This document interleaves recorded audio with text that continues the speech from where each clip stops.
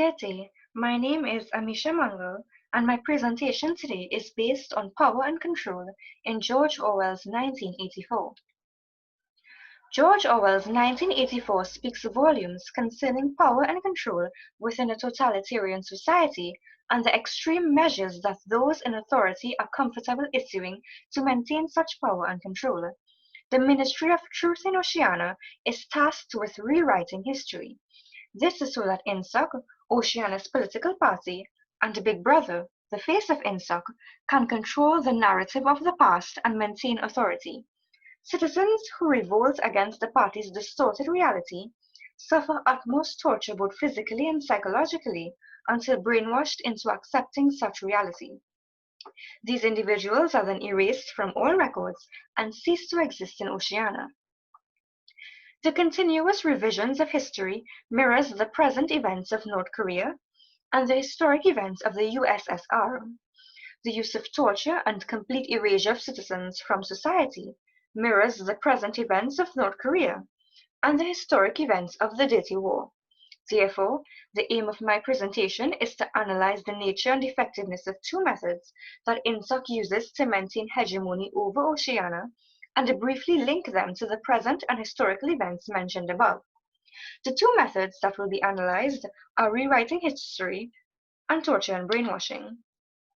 The first method that I'm going to be exploring is rewriting history. What is the nature of rewriting history in Oceania? INSOC seeks to maintain control over past, present, and future, and the mini-true deals with the manipulation of events, rewriting and modifying the content of all historical records for personal gain. In Oceania, history is mutable. Winston and other employees who work at the records department at Minitrue forge the past whenever needed to meet party standards. These revisions go unnoticed by most citizens and simply become historic facts. When needed, the records department also existing articles, records, statistics, and events, and fully fabricate articles, statistics, events, and even people. How effective is rewriting history in Oceania? Employees at Minitrue engage in doublethink, a very important term used in a novel. They know that they are altering the past, but they accept these alterations as factual. History is continuously altered to benefit INSOC so that there are no conflicting evidence against them. Some examples of history being rewritten in 1984 are as follows. At the beginning of the novel, we are told that Oceania is at war with Eurasia and has always been at war with Eurasia and in alliance with East Asia. This changes, and Oceania is at war with East Asia and has always been at war with East Asia and in alliance with Eurasia. This then changes again, and Winston is called to work to erase all records that Oceania had been at war with East Asia, and then produce documents stating that Oceania has always been at war with Eurasia and in alliance with East Asia. As we can see, every couple of years Oceania's war enemy switches out, but the populace does not question this because what Big Brother says must be true and must have always been true.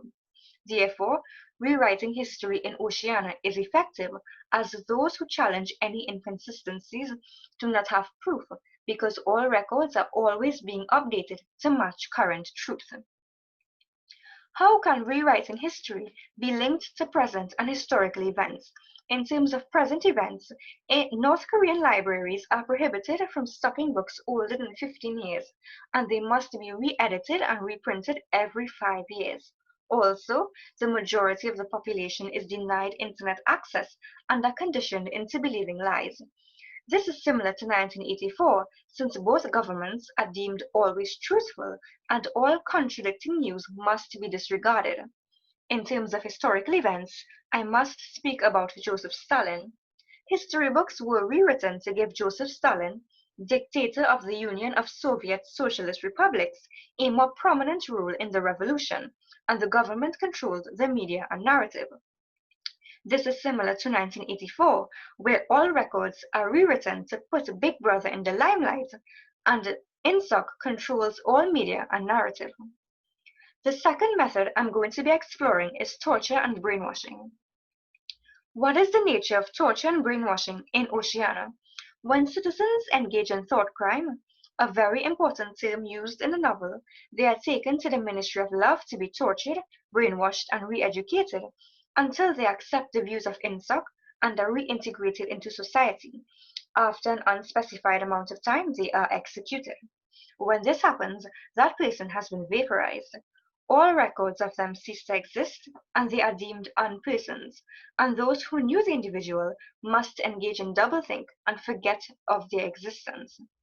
This is because Big Brother and INSOC thrive on collectivism, and all individualistic thoughts and actions are punished. I must mention that a rebellious person is not immediately killed after being caught by the thought police, because then they would die with their own beliefs against Big Brother, and it would mean that in death they were victorious in maintaining individualism. That is why they die only after they are tortured into believing in Big Brother, so that in death they are controlled by the party. How effective is torture and brainwashing in Oceania? Simply, it is very effective.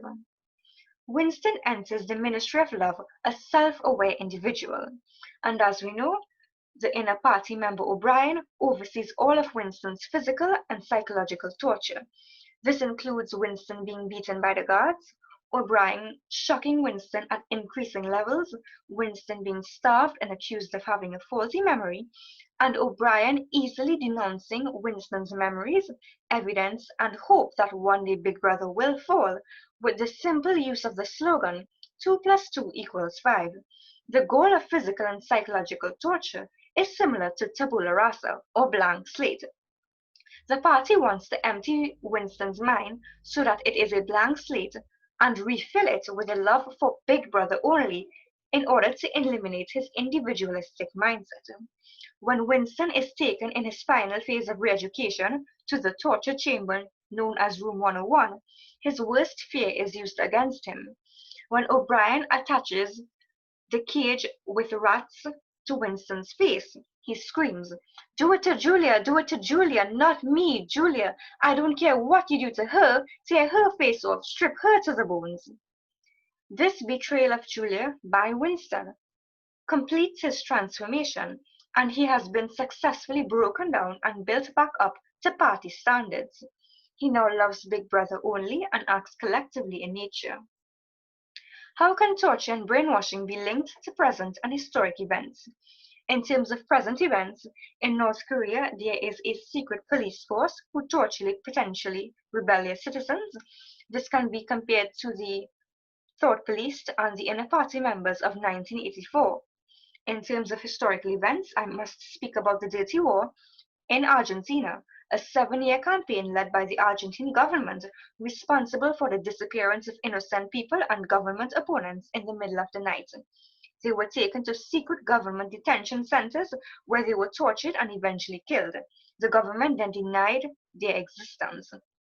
This completely mirrors the events of 1984, and I think it's self-explanatory.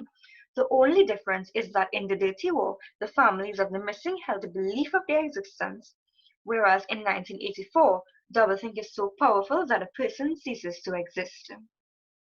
Conclusion. George Orwell's 1984 presents an engrossing story. Some of the elements that make the novel so interesting are the ease of controlling history and narrative, and the confidence in using torture and brainwashing tactics. This is so that Big Brother and INSOC can maintain authority, and these tactics are proven effective over Winston, Julia, and the populace of Oceania.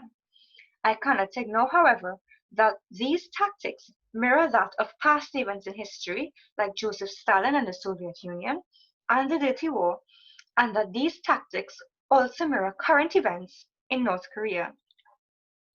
These are my references. In conclusion, I hope that my presentation was satisfactory in analyzing the nature and effectiveness of rewriting history and torture and brainwashing as methods used to maintain hegemony in Oceania, as well as in linking these methods to present and historic events. Thank you.